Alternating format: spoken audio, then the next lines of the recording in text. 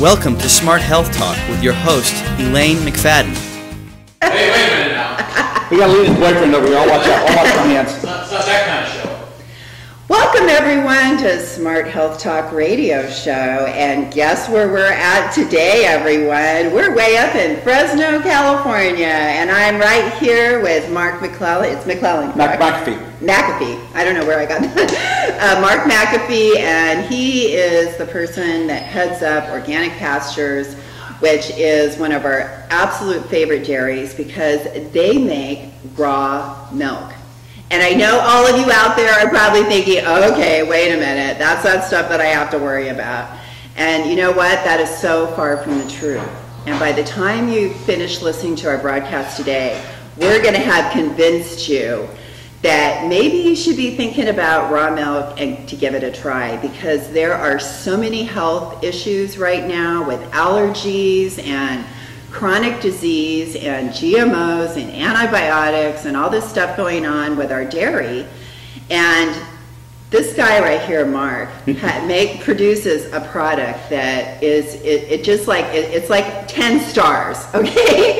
If you could have a rating system with 10 stars, that's what it would be, because a raw milk farmer has to go way out of his way to do everything so much better than a regular dairy farmer, because those people can do whatever and it's going to be heated eventually and the microorganisms killed. So they're not very motivated to make sure that you have the cleanest, best product. But Mark right here, he does everything in his power. And I'm sitting right here on this dairy right now, and what do I see? First of all, I see happy cows. Okay, Mark? I see happy cows. We have to keep them happy or they will give us unhappy milk.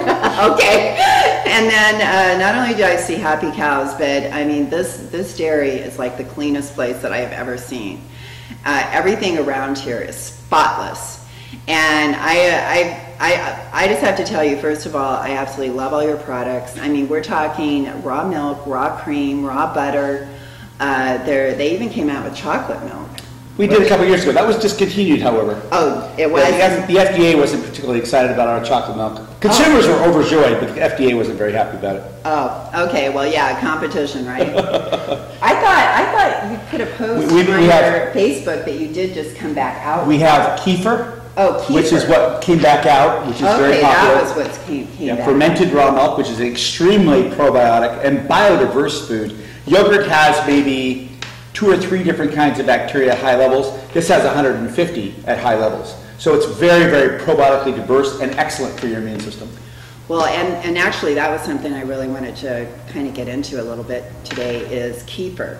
Yes. Because I think people are really starting to get into the whole probiotic healing potential. Absolutely. And kefir is a way to really get you there quickly. And so we want to go back to kefir for sure, but there's also raw milk cheese. Well, you know, you've opened up a can of worms that's so important for us to look into. It's Pandora's box. That is $4 billion of taxpayers' money was spent to study the human genome and what makes us human. And the bottom line is, they couldn't find the human genome until they looked at the bacteria of our body, which completed the human genome in all of its genes. There's only about 23,000 human genes, but there's millions, literally, of genes come from bacteria in our body that actually help the human be human and be healthy. I believe in that 100%. And well, it's tax dollars, the National Institutes of Health, our best scientists, $4 billion to figure this out. And guess what? Our immune systems right now are completely depleted because we do not have the microbial genetic information to drive our bodies properly. And that comes from things like raw milk. It comes from unprocessed whole natural foods. Everything we've got in America right now is highly processed, sterilized. Wait a minute, Mark, wait a minute. Now that's not what people are told on television, okay? You know, this is not what everyone's been taught. We're going totally against the grain with what you're saying here, because people are out there buying all these products right now that they're told that are like so good for them. And really, the truth is, a lot of these products are pretty much like dead when it. Your products, I love what you say. Tell us your little slogan. Industrial American food products have been created for shelf life. That's right, shelf life. Shelf life. We do talk about that a lot. Shelf life doesn't have enzymes, doesn't have probiotic bacteria, because those things make it break down, right? Raw milk is made for gut life. Your gut is the seat of your immune system. And so it has all of its probiotic diversity of bacteria, the food to feed that bacteria, enzymes and fats and everything, just like 200 million years of evolution to create the optimal food for survival of babies. Raw milk. Breast milk is raw milk. Yeah. The math is not hard here.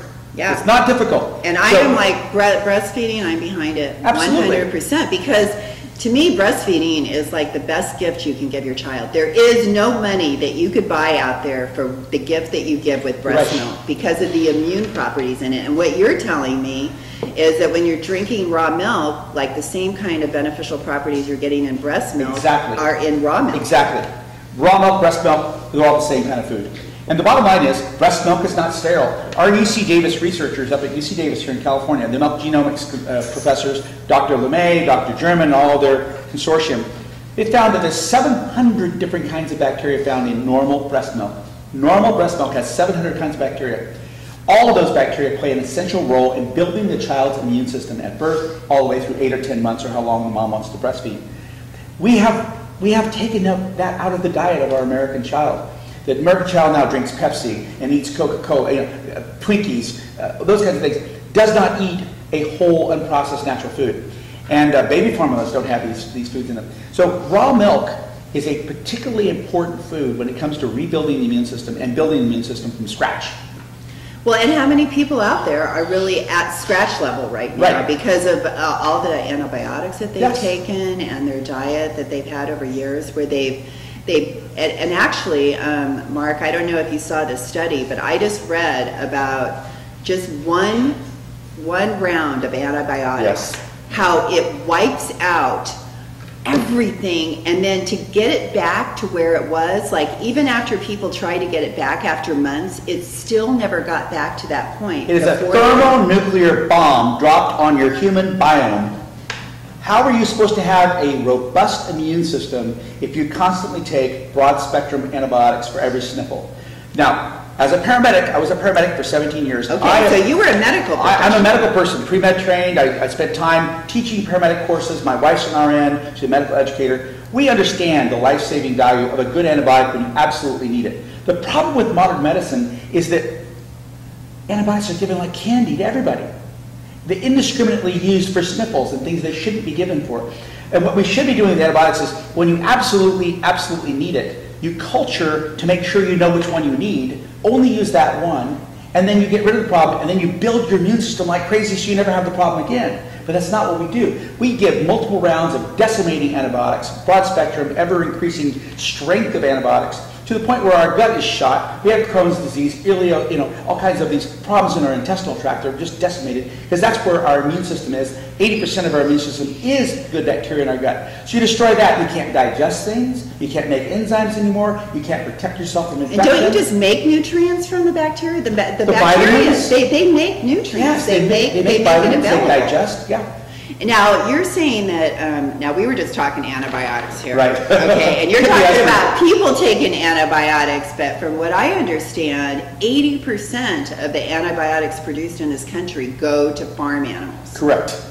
You got it. Okay, but not your farm animals. No, we're certified organic. None of our cows get antibiotics. But you're exactly right. The big CAFO operations, pigs, chickens, turkeys, cows, they get fed antibiotics in their feed. Not all the time, but many times. I've heard that it's actually daily. Well, beef operations use antibiotics because they create fatter animal. Whoa, obesity in America. Fatter animals, the math is not hard. You're saying antibiotics they make the animals fat. Yes. Fast. Yes. Okay, and then we're taking antibiotics and we wonder why we're fat. Fast too. Okay, well there's another reason to be really cautious about making sure when you're taking those antibiotics. And I think a lot of people out there, they get sick, they go to the doctor, and they expect them to write this prescription for antibiotics, and I need to get something out of this visit. When you're saying they're better off if the doctor never writes a prescription for antibiotics. Rarely, if ever. Antibiotics can save your life. But remember, they only work if you hold them in reserve. If you abuse them, they don't work. You create antibiotic resistance, they don't work. So antibiotics should be an absolute choice left for the last the last possible. The last resort is when you should be using. And only if you have a bug that you need to kill that's actually threatening your life. Because that's what dairy farmers are doing too. Like your operation, something like antibiotics would be the absolute last resort if it meant like saving the life of a cow. We actually don't even do that. We let the cow die. Oh, really? Because eventually you don't have cows that need to have antibiotics. We lost our last cow from the need of antibiotic 13 years ago. Really? Your cows are so healthy that it doesn't. We have the right kind of conditions, sunlight, grass, pastures, feed, environment, low stress, where they don't need antibiotics anymore. We've bred it out of our herd. If you put incredible demands on your cows, feed them extremely rich foods, lots of grain, put them in a really pile of manure environment with really wet conditions, milk them 4 times a day, give them hormones. You need to give antibiotics because they're going to fail and they're going to get sick. And that's what the problem is. The industrial paradigm of producing tons and tons and tons of cheap milk that's dirty creates an environment where you have to give antibiotics or you don't survive as a dairy. Okay, cheap milk. Okay, you're saying that like the conventional milk that we're really paying what we get because your milk is more expensive. Yes, but what people are buying for this other cheap milk, what are they getting? Go ahead. Well, I'm going to let you lead Here's the deal. You had to explain it better. Last year, 2012, 105 dairies were lost in California. 105 dairies. That's tragic. It's tragic. We're down to 1,560 dairies now. There was 1,700 dairies before. The bottom line is this. The dairy milk, the dairy family is being paid less than the production of the cost of their milk. So if you get $16.50 per 100 pounds of your milk, but it costs you $19 to make it, and profitability is around $21 or $22, you can't do it for very long. You're going to be out of business. So the industrial paradigm, which makes any milk, you just dump it in there, who cares? Don't care about quality because it's going to be pasteurized, creates a commodity market which is so cheap that dairyman goes bankrupt. The processors love it because they have cheap milk. They don't care. And the retailers love it too because they're going to make money. Sure. And they actually use milk to just get people in the store. But in the same breath, in 2011, the California Milk Advisory Board, which supports milk, promotes it, the got milk people, the Tom Cruise milk mustache people, they spent $35 million in California, $1 per person. And for that, they got a 2% decrease of fluid milk consumption for pasteurized milk. Because of lactose intolerance and because of allergies. Guess what the #1 most allergenic food in America is at the FDA website? Pasteurized milk is the #1 most allergenic food in America. 8 children have died since 1998 from consumption of perfectly pasteurized milk because it's so allergenic. But what about your milk? It's not allergenic at all. Not at all. All of the Europeans. But how come it's still milk? Because the raw whey protein stabilizes mast cells. It keeps histamines from being released in the body. But they both have that. No, they don't. Oh, pasteurized milk is the raw whey protein is completely denatured. Tell people what denatured means. It means heated to a point where the protein is no longer as it is in nature. It's broken apart and broken into little protein pieces. So if it was like this nice, perfect little spiral, when you heat it, then it isn't a spiral anymore. No, it kind of goes into a long, like uncurls, and it changes the shape. And the bacteria, which should be whole, round, and living like it is in yogurt, is now in pieces because you lyse the cell membrane, you break apart the cell membrane, the internal cell contents are spilled outside. That's what you get in pasteurized milk. Guess what happens? Those internal cell particles, or those pieces, those biological pieces, are highly allergenic to your body. They're dead pieces. Your body doesn't have dead pieces of bacteria in it. It immediately gets rid of those things. It's waste. It's toxin. Oh yeah, it's like looking at that piece of bacteria and it's thinking that it's like an invader or it's something that it has to clean up. It's kind of like if you saw something dirty on your floor that totally didn't belong there. It doesn't even trigger the correct antibody response because it's pieces of bacteria.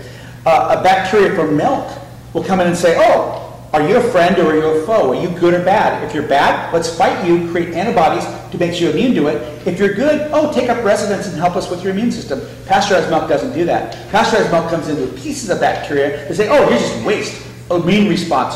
Histamines go crazy. Mast cell destruction. Waste. Mucus production. Get it out of here. Get it out of here. And the histamine production tells you right there's an allergic reaction. Precisely, exactly. Because you had the histamine. Right.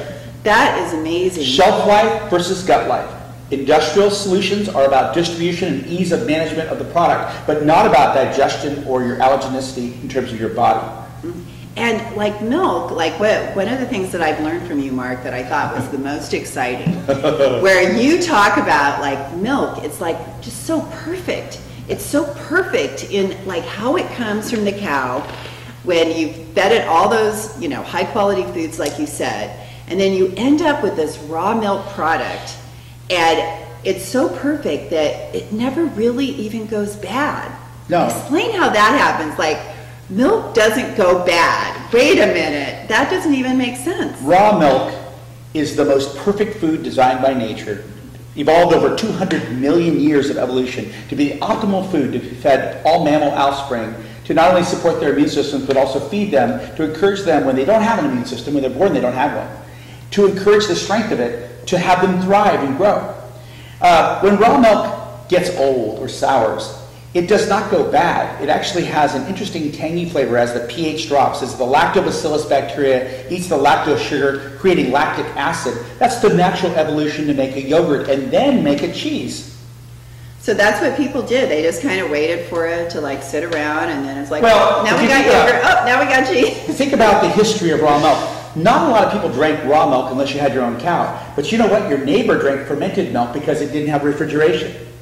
Yeah, because they didn't have, everyone didn't have refrigerators. So if you had a cow, you have fresh warm milk, but then you put it in the gourd, or you put it in a container that wasn't particularly clean. It had cultures from yesterday's milk. That milk would then sour, become kefir, or become a probiotic of some kind, some local culture product. And guess what? You would have curds and whey. The curd you put through a paper or through a cloth, like a cheesecloth. Cheesecloth, thank you. And you would make a curd, which you add a little salt to, and that would be a food you could last to the wintertime because it was cheese. And the fluid would be the whey protein. You could drink that. That's wonderful. That's what the weightlifters drink. It's fantastic. Yeah. Or you could take that whey protein and put your vegetables or your meat in it, and it would lacto-ferment that and actually be a curative, a way to naturally cure the milk, or cure the vegetables or the beef, and have them wait until next year. My grandmother had a jar of like fruit that she fermented that she just like let sit on her counter for weeks at a time, and it would develop this bacteria, I guess, in it, which is kind of what you're talking about. These are the wisdom of our great grandparents. Yeah, tell us about, like, how come we don't know this stuff anymore? How come all the rest of us are sitting around not knowing all these benefits of raw milk? It doesn't sell raw milk. It doesn't sell prevention. It doesn't sell personal responsibility. It doesn't sell more visits to the doctor. It doesn't sell more lap band surgeries, more antibiotics, more pharmaceuticals. If you look at the advertisements, what do? They come up with these new diagnoses. You know, shaken leg syndrome, Viagra, God, you name it. It's all something wrong with you. Go get a drug to fix it. It doesn't say eat more responsibly, exercise a little bit. And a lot of those companies are owned by the Monsantos of the world and the big drug companies. So they, you know, not only are they making the poison that's making us sick, but then they're making the drugs to treat us when we get sick. So they're making it coming and going. My goodness. So what we're all about, what we're all about here is about changing the whole code of personal responsibility, eating better, connecting to your farmer's market, unprocessed, whole natural foods, the foods that have fed mankind forever until the last 60 or 70 years, which are the foods missing, which are causing us to be ill because we don't have them. It doesn't have the good bacteria, it doesn't have the enzymes there, no good fats, and all those other interesting things like CLA. Enzymes. Enzymes are something that I'm like fascinated with. They have like superpowers, don't they? Enzymes are created by bacterial action. In the gut, we create enzymes to be able to digest things and assimilate things. Crohn's disease is a great example. We have a PowerPoint presentation we do, and it's called the Share the Secret program I do all the time. And we have this picture of a Crohn's disease intestine, and it's completely ulcerated. It's a complete disastrous mess. It's missing its colonization of good bacteria. So no wonder these people are in pain, right? Of course. It's an autoimmune disease, the body attacking itself because it doesn't have those necessary bacteria or the food to feed it. We have what's called a missing biota. And there's lots of So you're saying that people with Crohn's disease are greatly missing those good bacteria in their testing. The definition of Crohn's disease in the European standard is you're missing certain biodiversity in your gut. You get those bacteria back in there, and the food to feed that bacteria, Crohn's goes away. Crohn's is not a secret. Crohn's is a direct manifestation of modern food and modern antibiotics and chemotherapy and everything we do to help people, which is autoimmune and immune depressing. Well, I had a personal experience, and I have told it to our listeners before, but I'm going to keep telling it because I think it's like the perfect example where I had gotten dental implants and I had to take antibiotics because it was so much money. Right. And I of course I did not want to, but I did. And then I got a bladder infection, which I never ever get. Right. And so I get recommendations to take Cypro, which is supposed to get rid of it, which was another antibiotic. And I like logically in my brain, I'm thinking, why would I take the very thing that made me sick to begin with? I said, you know what? I'm not taking antibiotic. I'm going to take probiotics every 4 hours. Bravo. And within 2 days, gone, and has not been back since.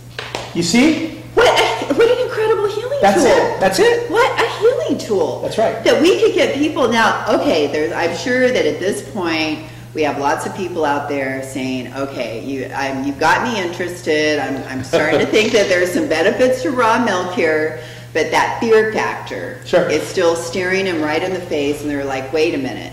I've heard the government like scare me and say all these things about raw milk, that I'm going to die from it, that there's like, horrible bacteria in there, Let me help this you. kind of thing. Please help us with this, Mark. In 1893, not 1993, 1893, 120 years ago, we had a serious problem with raw milk in America in certain locations with certain conditions. No flushing toilets, tuberculosis, brucellosis, typhoid, filthy everything, no clean water, no sanitation, no hot water, no pastures. The cows would be fed distillers' grains in downtown Philadelphia and New York. Those cows produced milk which was so impalatable, so non-digestible, so it was horrible. It killed 50% of the people that drank it. I agree, we had a big problem back then. The short-term industrial solution was just cook the heck out of it. Yeah, it had a lot less of a problem after that. To quote Dr. Bruce German from UC Davis, pasteurization was an 18th century solution to an 18th century problem.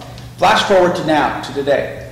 All through the 1900s, we found pasteurization to make it easy for industrial distribution of milk, because pasteurization is so sensitive, raw milk is so sensitive to getting warm, and it's going to become cheese on itself. But if you look at today, it's very interesting to note that, look back at the data collected for food safety at the CDC shows 0 deaths. Nobody's died from raw milk since 1972 when they started collecting the data. Nobody. There's been 77 people that have died from pasteurized milk or pasteurized milk products.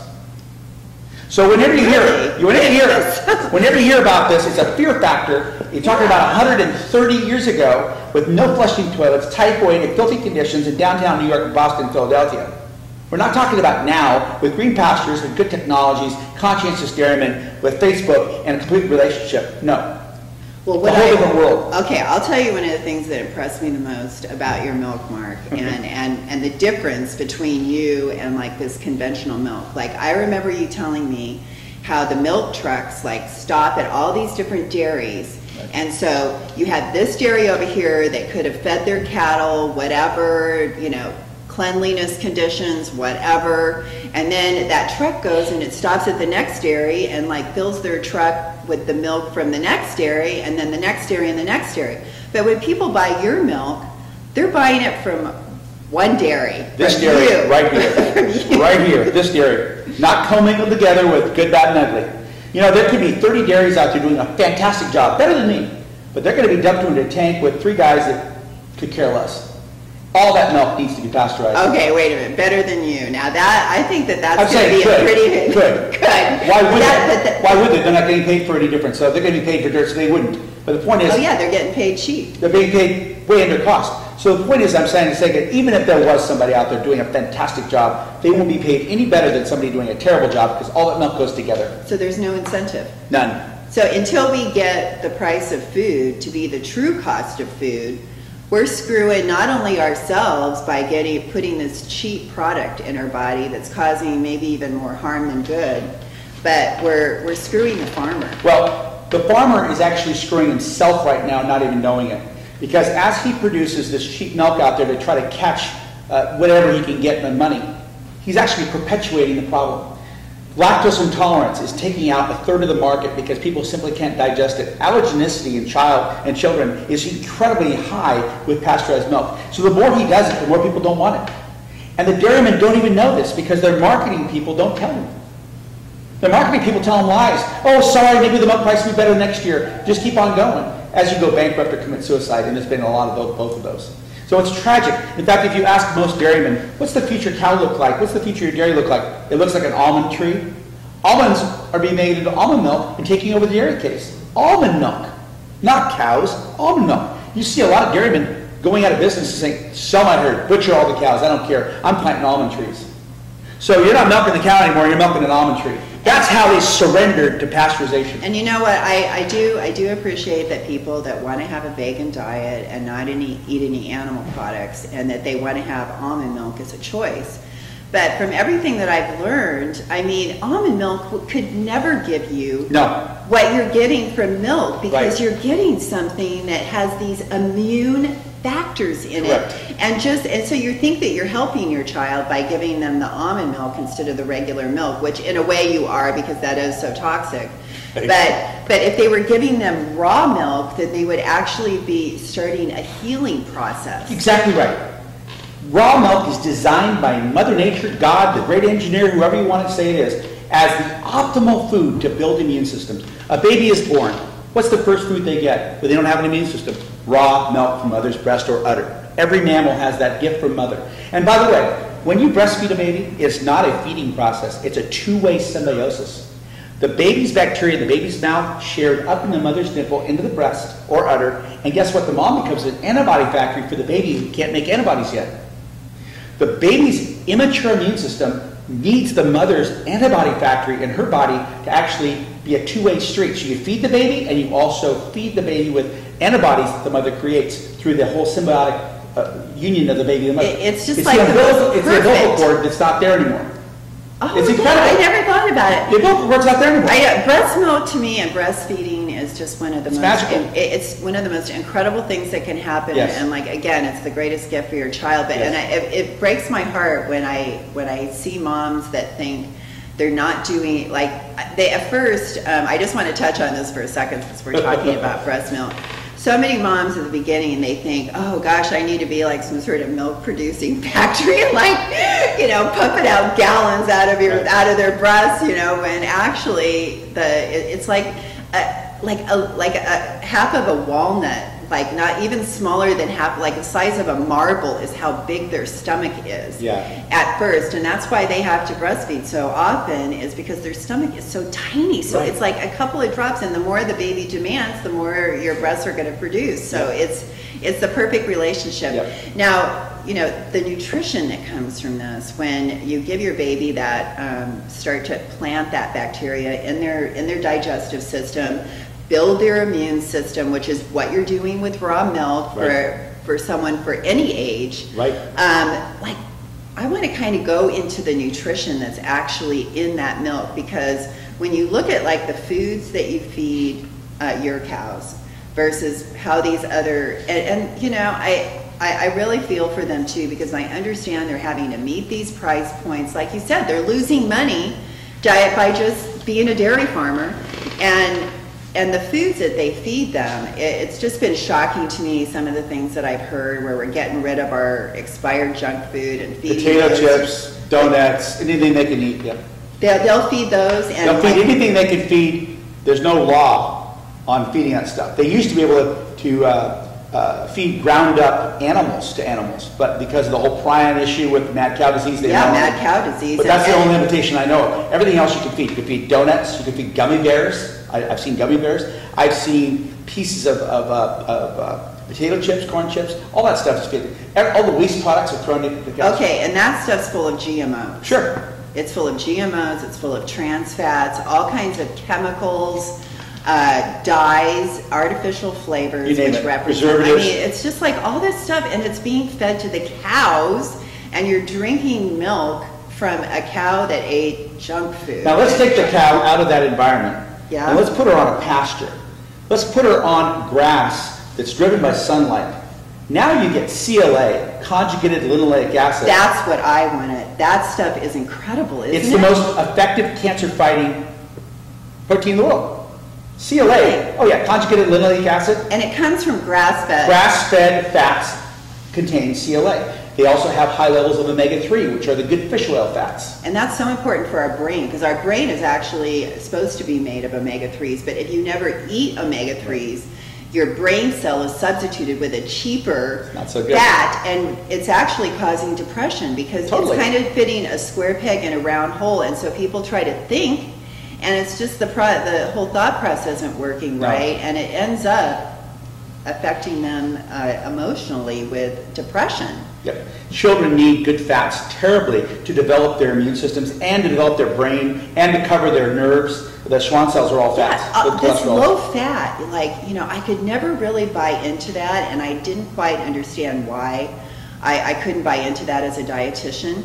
But when I learned about the conjugated linoleic acids and the health benefits to those, it's like, I want that fat. Yes. I want those fatty acids in my body. God, they do so many great things.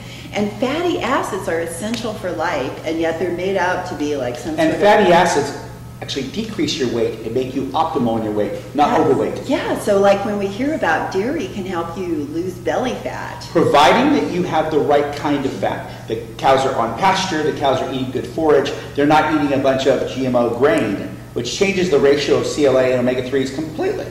So it's about the ration being fed that drives directly the nutritional value of the food. Also, pasteurization has everything to do with digestibility, the allergenicity, the oxidation of all those enzymes that are no longer there so it's a living food versus a dead food.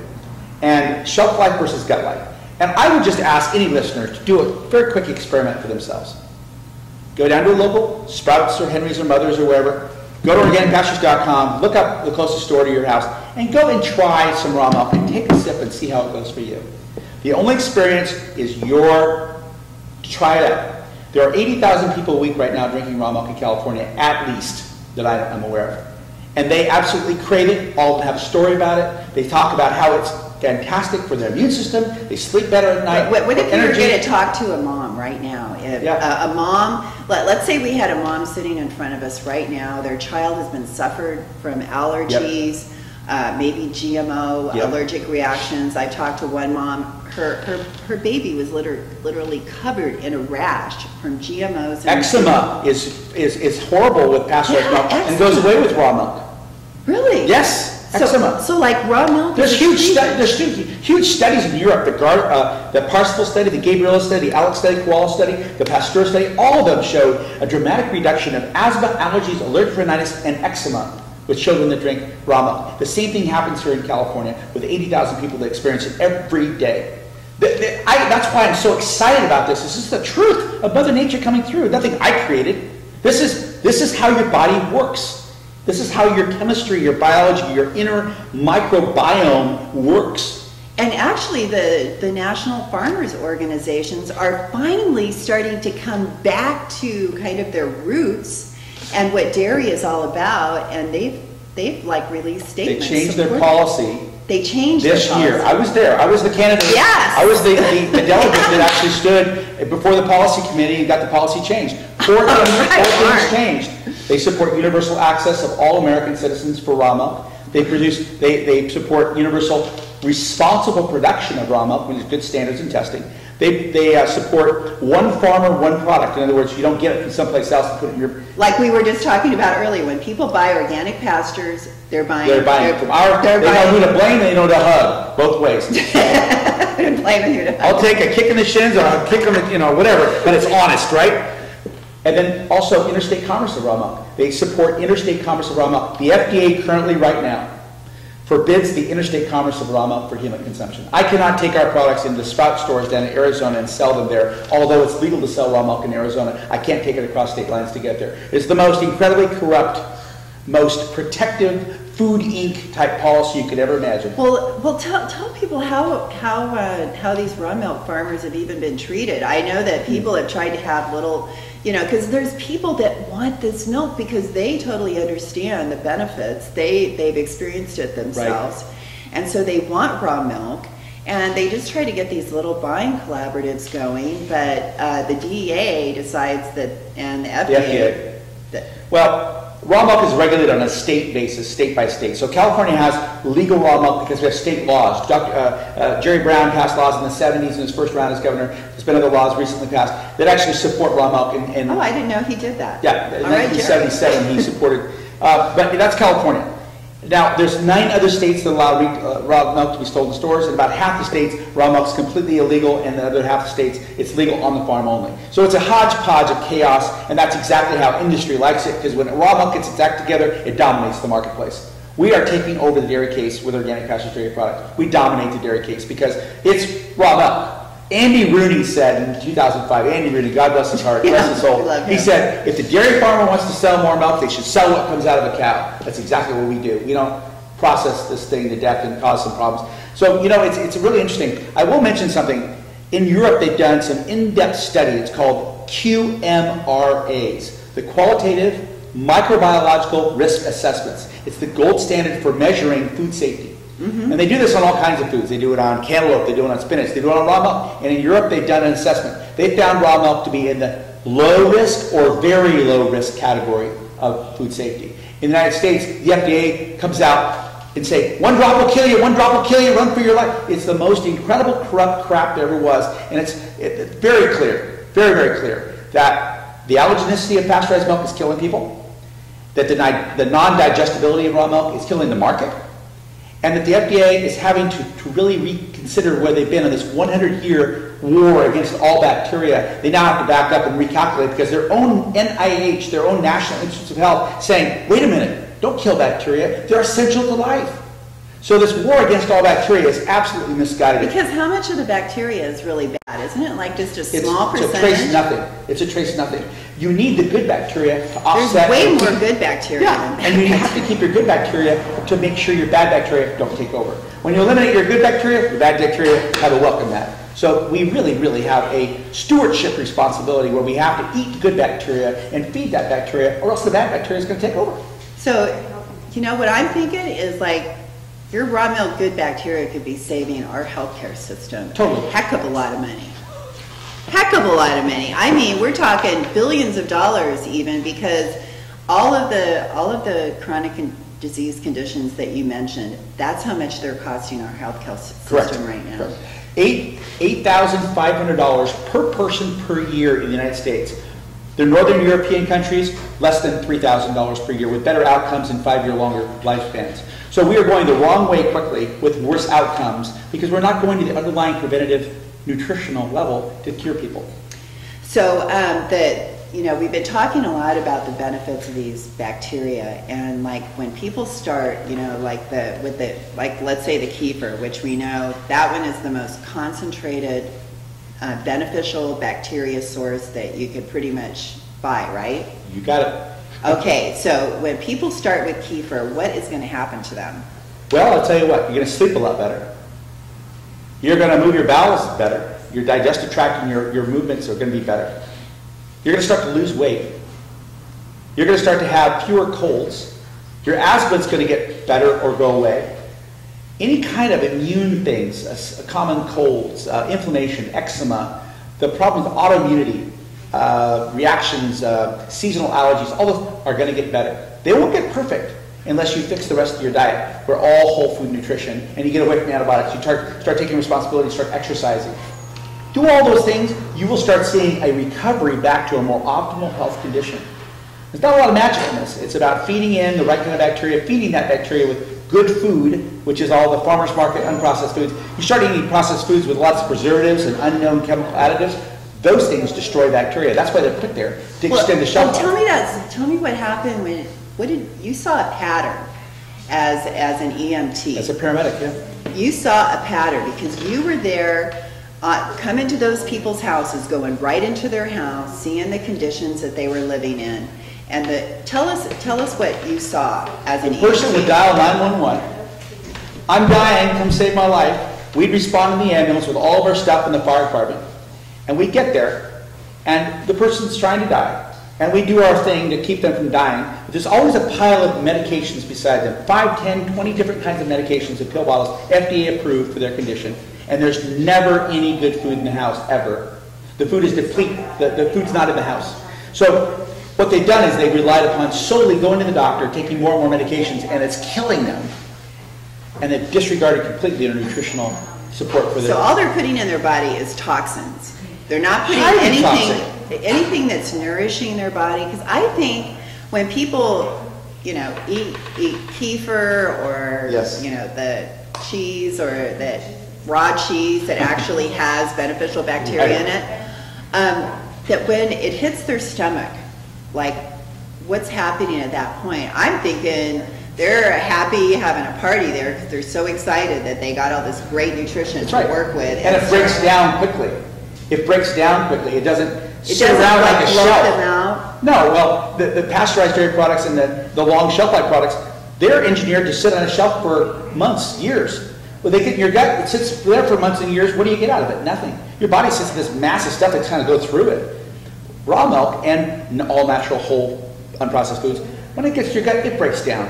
That's what you want. It's perfect because your body recognizes it and it can use it. It doesn't have to treat it like some toxin or, like you said, some garbage that it has to get rid of because it's broken up in all these pieces. It's in the perfect form that your body can use it in. And it's the perfect form that's been around there for 1,000,000 years. The way our biome is put together, the way our digestive tract is engineered, is actually literally changing in the last 70 years now, where it's not even recognized. If you look at autism, you look at diabetes, obesity, all these kinds of things, they're evolving quickly. Just in 2 or 3 generations, it's really sad to see because we are not the species we were 50 to 80 years ago with a better system, a digestive system and immune system. We've got to be very, very careful because we are sickening quickly, and we need to recover that by start connecting back to soil, connecting back to the farm, connecting back to these whole nutritional foods, which has been the fuel for our engine for God knows how long. Well, so when they buy like raw cream, like for me, my thing in the morning is my organic coffee with my 100% cream, raw cream in the coffee with some raw organic honey. Wonderful. And I am just like on cloud 9. I feel like I've got one of the most perfect drinks in to start my day off. And I love it when you get that cream because like sometimes at the top it can be kind of thick. Sure. And I think people get freaked out because they see like a chunk of cream kind of fall out into their glass or their cup or their mug. And to me, that's just like pure, like, okay, but people are okay with putting this like coffee mate, which is nothing but like fake chemicals. And yeah, that would end up being a blob when you take it with a spoon out of the jar and you put it into your coffee mug. That's going to be a blob of chemicals just sitting there. I would much rather have a blob of pure organic raw cream melting into my cup there with my coffee. I mean, that to me is like the ultimate. I agree. I agree. Okay, so when people start eating these foods, like what would you say to them on like that's like one of the things that I noticed that was different. What are some of the other things that they might find different? Like, as they're drinking milk that's homogenized and pasteurized, and what you said is, well, if the pasteurization heats it, but the homogenization is like crushes it, and it's breaking all that stuff up. It's taking the butterfat cells, which are normal, beautiful, buoyant, round, floaty, wonderful butterfat cells that have within themselves some incredibly important elements. There's a manufacturing facility inside these cells. People don't realize when you break a cell open, it has all these little manufacturing facilities in there. This is the butterfat cell. And instead of having it be this whole wonderful, buoyant, whole cell, guess what? It gets pushed through this stainless steel pinhole, which destroys it and breaks it into little pieces. Now it's a mess, and your body doesn't recognize it. All kinds of issues happen. That's on top of the pasteurization process, which is a high heat. So high heat, high pressure, the destruction, and then you also have standardization, which is the adding back in of dried powdered milk concentrates from God knows where in the world. Yeah, because when they take all that fat out, then there's nothing but this like chalky blue stuff left. And so when you buy this non-fat, low-fat milk, what are you really buying? Well, it's a non-milk. It's not milk anymore. You're actually buying a milk that's been depleted of a bunch of essential things. It's not only pasteurized, heated, superheated, but it's also been homogenized, which the butterfat's been taken out, and the proteins and everything been forced through this extremely high pressure, 6,000 pounds per square inch, pinholes, which now no longer can anything be organized. We have this wonderful slide that we like to show. I wish I could show it right now. It shows pasteurized milk and raw milk next to each other. The raw milk looks like human blood. Very organized with little spheres. It's floating. It's ethereal, wonderful stuff. It's alive. The pasteurized milk looks like sandpaper. It's absolutely decimated. There's no organizational structure. It's fine little bits and pieces of it looks like sandpaper versus this stuff that looks like blood with all these little spheres and round stuff. So you're destroying life. I always tell people, would you be interested if you were in a trauma? Let's say you were in a car wreck and you had to go to the ER and the doctors were playing hero and doing a great job saving your life, which I really take my hat off for them in the trauma side of things. But would you want to have the blood transfused into you be superheated? No, I don't think you'd want to have blood, fresh frozen blood plasma, taken to 200 degrees and then put it in your body. It would kill you. Well, oh yeah, I never thought about that. Raw milk is very much the same way. You take this infusion of this elixir of life. In fact, for 100 years, raw milk or milk was considered white blood because it's so similar. You take blood and milk and they look practically identical except for their color. And it's this living, organized, biologically very, very, very intricate, complex thing. And those enzymes we were talking about, they're super sensitive. Yes. And so if you heat them up, they're just like, that's it, gone. Done. And they no longer react the same way. And I want those. I want those for my body. And they do so much good for you. I want to be strong and healthy. So how would you recommend for people to get started if they've been listening to our show today and they're thinking, okay, maybe I would like to get back to raw milk, and maybe we even reach some of those people that grew up on a farm and actually remember drinking raw milk. How would you recommend that they get started? You know, when I talk about raw milk, I actually, when I go out and do my presentations, I don't mention raw milk literally for the first 20 minutes. I talk about the human biome. I talk about what used to be in our food, the good enzymes, the good bacteria, the good fats, the omega-3s, the CLAs that our great-grandparents had. I said, go find it in America. Find out, where is it? Go get it. It's not there. It's in raw milk. All those things, or it's in raw fish that's been fermented. Humans on Earth thrived when they had raw milk or raw fish. That was the two basics around the world. You're fish-based or you're raw milk in some mammalian, whether it would be a horse or a sheep or a goat or a cow or whatever, a camel. You would get raw milk. That would sustain life. It would build the immune systems of children. Or if you had raw fish, a lot of the same things found in the good fats, good enzymes, good bacteria. So you send people out on a journey to find the foods that they need to support their immune systems, and it's very quick. You find out, wow, it's not there, and wow, it's in raw milk. And that's why people have a very short, like, well, this isn't easy. I got to find a farmer. Because the processor doesn't have the solution. Forget the doctor, go find the farmer. You got a farmer. And that's why people find us. The first thing they do is, thank you so much, because they're going on vacation, they want to go see their farmer, and they come by and see us, and we give them a big old hug and give them a tour, and the deal is Why do you think I drove all the way out here? Well, we love you. The message you give is powerful. I tell you, Mark, I am just like such a big fan and everything you do. And I've had conversations with Mark, everyone, and this man, he's had guests at his farm here from Australia, from Japan, India, Russia, Turkey. We had a USDA-led delegation from Turkey here. I had to laugh so hard. The USDA brings a delegation from Turkey here, wanted to see raw milk being produced. And when we were all finished with the tour, the USDA rep came in and goes, I got to hand it to you, Mark. He says, I've been trying to shut down street vendors for the last 10 years as my job in Turkey. Now I'm going to go try to help them. Really? The street vendors of raw milk in Turkey, because he says, now I understand why they're doing it, why people insist on having raw milk in Turkey. And I think we probably have to develop a program here with the USDA to help raw milk. But the thing is that raw milk is not a program under the USDA. Oh, yes.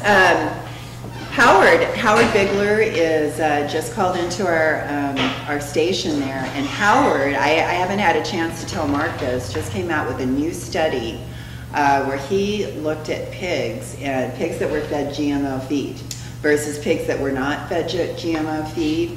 And actually, after they were slaughtered, they examined their internal organs to see if there were differences in those. And let me tell you, some of what Howard found was shocking. Not good. And so I thought that was a perfect segue, since we're right here at a farm that doesn't, they don't use any GMOs. strictly cow. organic. Yeah, here's our cow Our right girl here. doesn't do that. So I wanted to welcome Howard because he's actually going to be joining us next week, everyone. So Howard, are you there?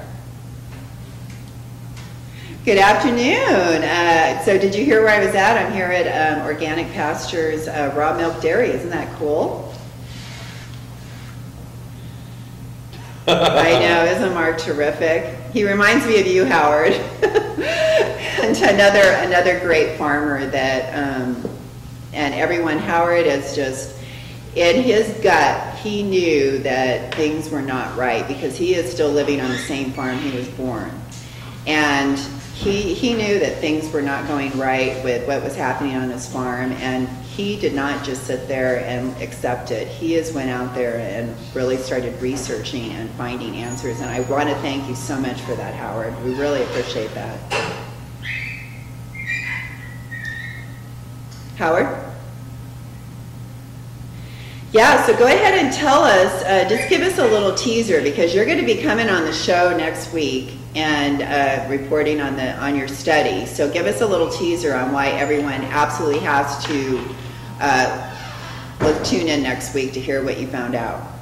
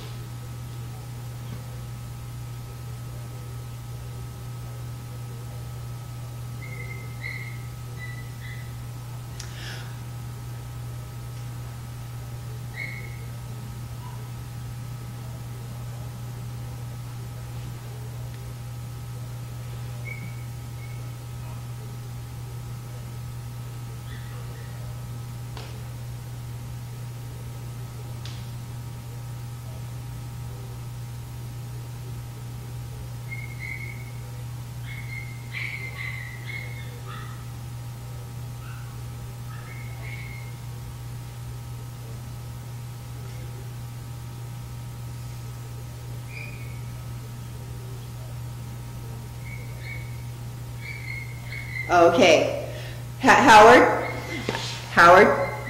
Yeah, I guess we gotta, we're running out of time on the show. But everyone, that's just the tip of the iceberg on what Howard's gonna be.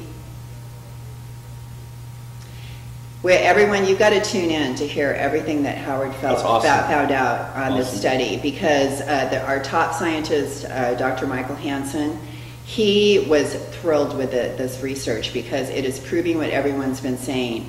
And I just want to thank you so much, Mark, from Organic Pastures right here. And we love you, we love you, we love you. Thank you. And please go to their website, everyone, organicpastures.com. Thank you. Thank you. Thanks. Wow. Outstanding. You didn't get to hear Howard called in too. We covered a lot of bases there. Boy, that was awesome. That was great.